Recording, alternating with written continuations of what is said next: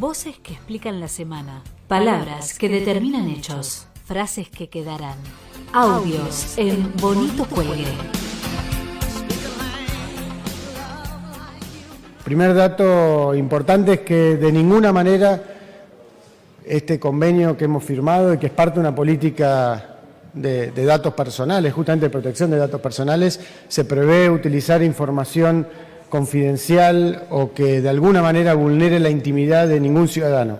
Y que centralmente el objetivo de la utilización de base de datos, que es un segundo punto, no tiene que ver con la comunicación política o la comunicación propagandística de un gobierno, sino con el vínculo entre los ciudadanos y el Estado, para poder mejorar ese vínculo, para poder llegar con la información necesaria en los casos que sea necesario. Y voy a dar un ejemplo nada más de esto que estamos trabajando en estos días. Como saben, la devolución del IVA, aquellos que tienen la asignación universal o jubilación de mínima, que es una cuestión que requiere una comunicación para poder implementarse, porque es un beneficio nuevo que el Estado ha aportado, profundizando el cuidado de los sectores más vulnerables, requiere poder llegar a esas personas con el mensaje explicándoles cómo se utiliza ese beneficio.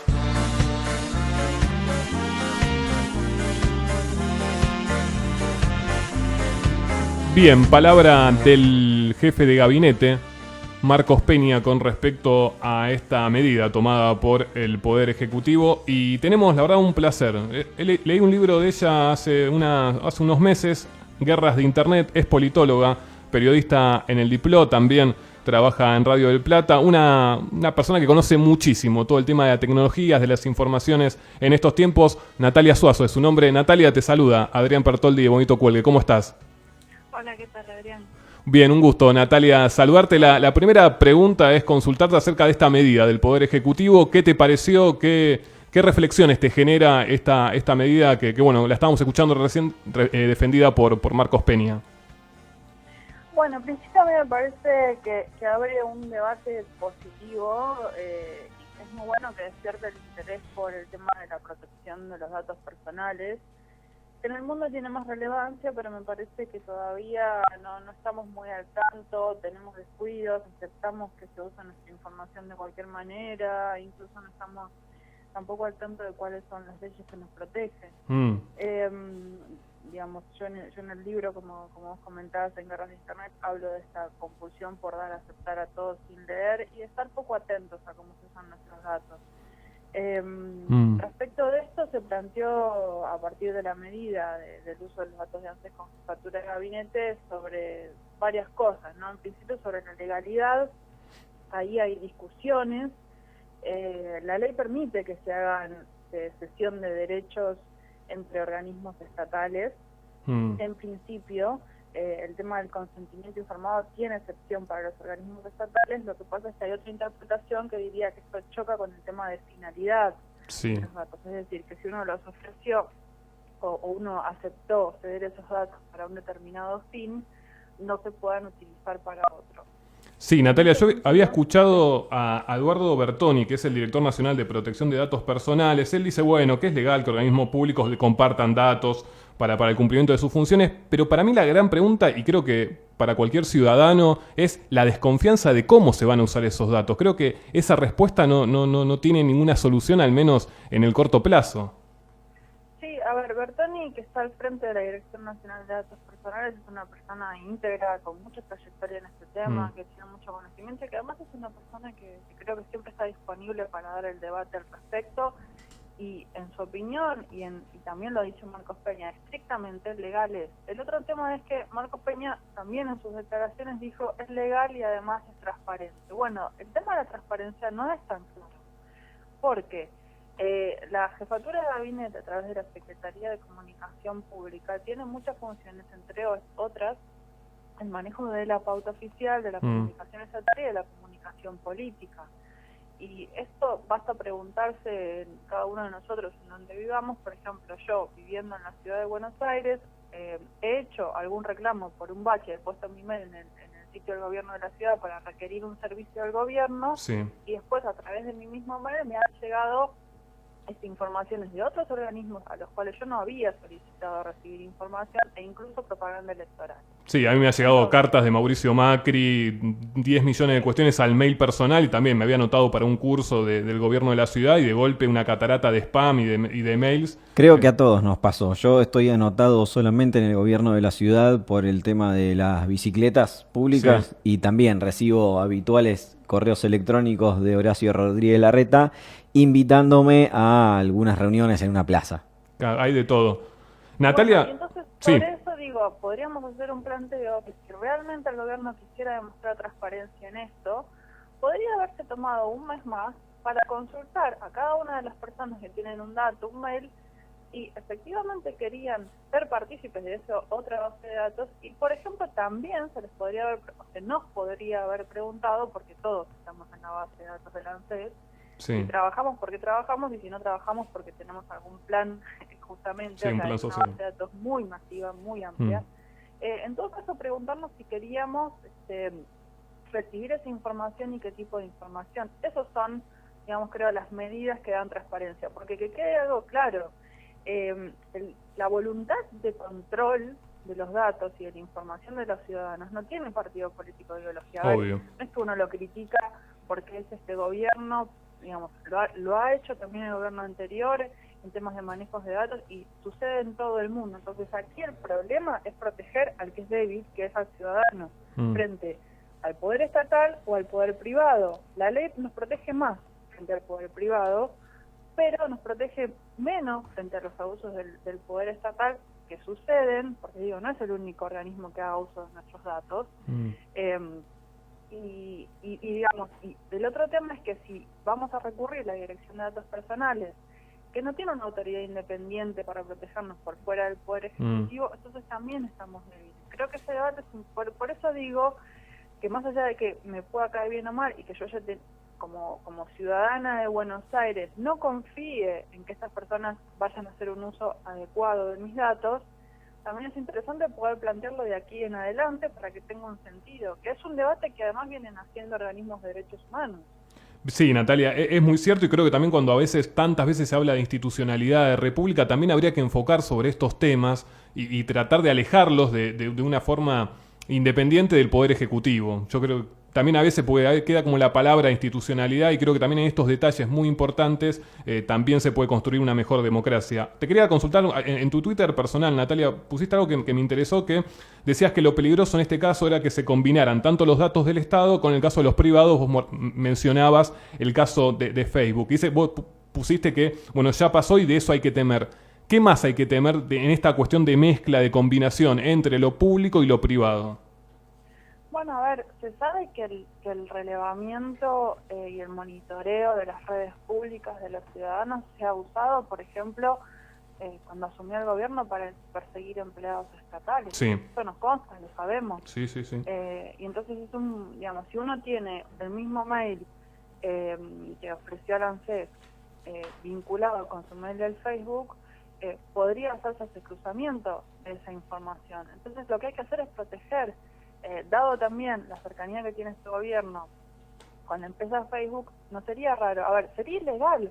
Claro. El problema con estas cuestiones, por lo cual yo siempre, y los que nos dedicamos a esto siempre decimos, bueno, hay que primero poner enfrente al usuario, al ciudadano, es que tecnológicamente es posible hacerlo y es muy fácil hacerlo, porque la base de datos en 48 horas ya está en manos, digamos, es muy sencillo, son datos.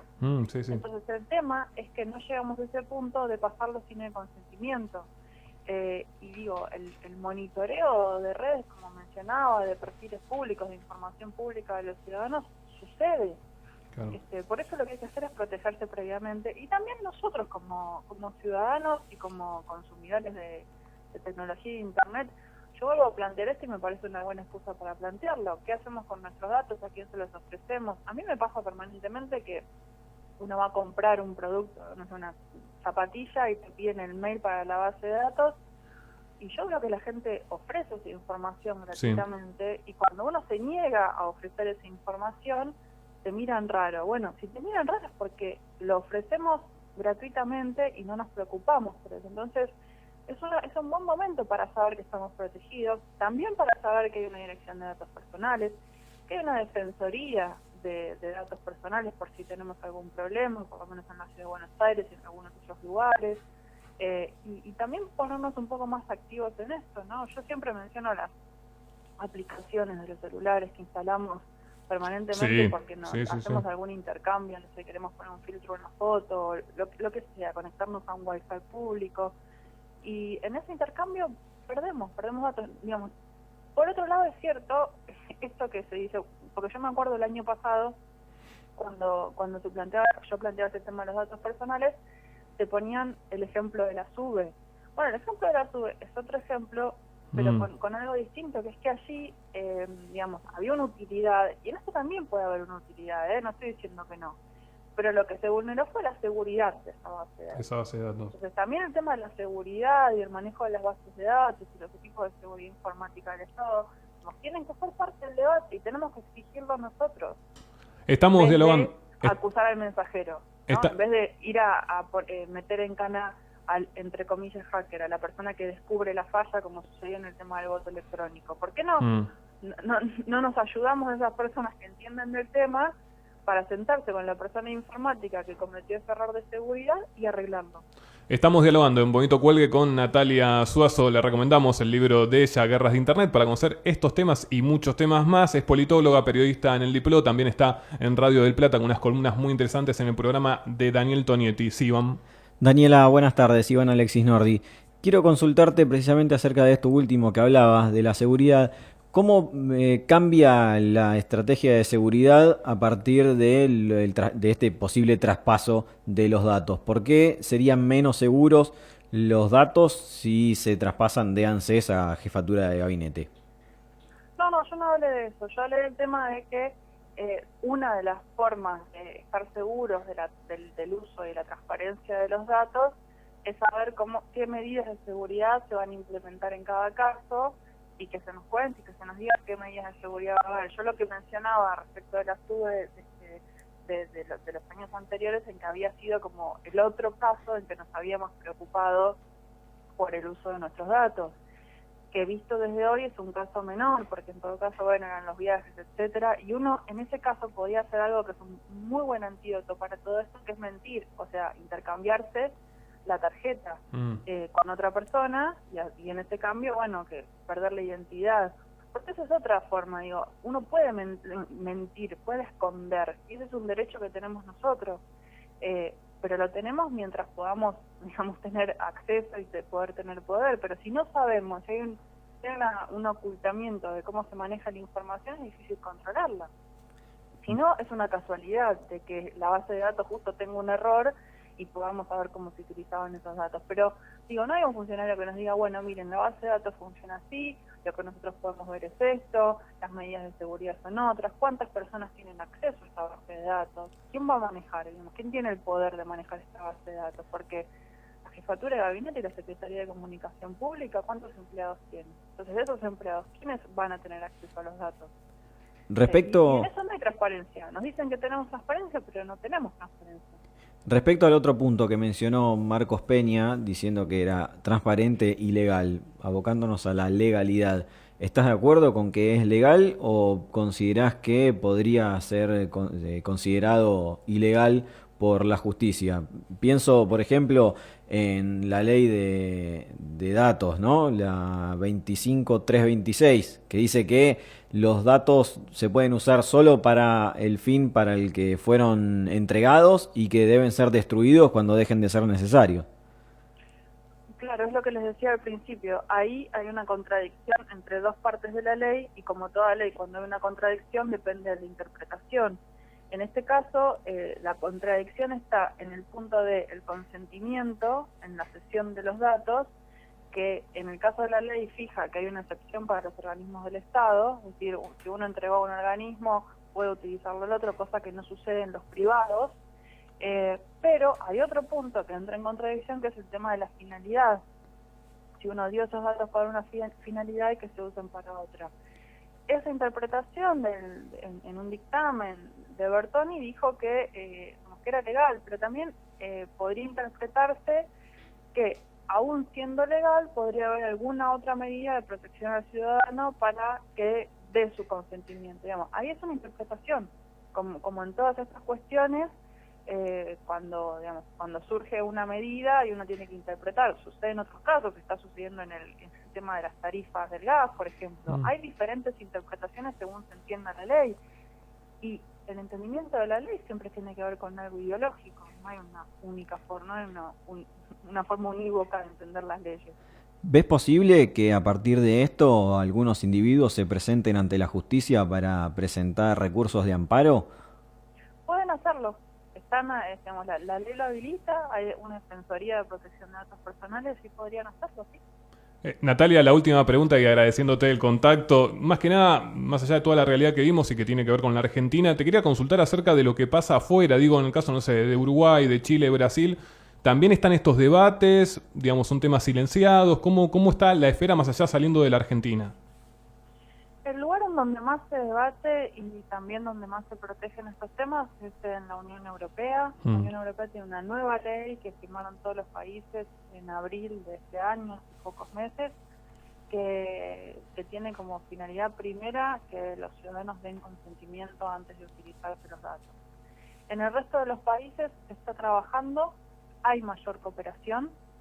Todavía no tenemos algo así como una ley de datos personales digamos, para todo el Mercosur o para todo el continente, pero sé que los distintos organismos de protección de datos personales están trabajando más en conjunto, porque además también creo que lo que ha pasado en los últimos años, y esto dicho por personas que trabajan en el tema y que están involucradas, es que nos hemos como concentrado y puesto el foco en las empresas privadas, en Facebook, en Google, en Uber, en las empresas que usan los datos masivamente.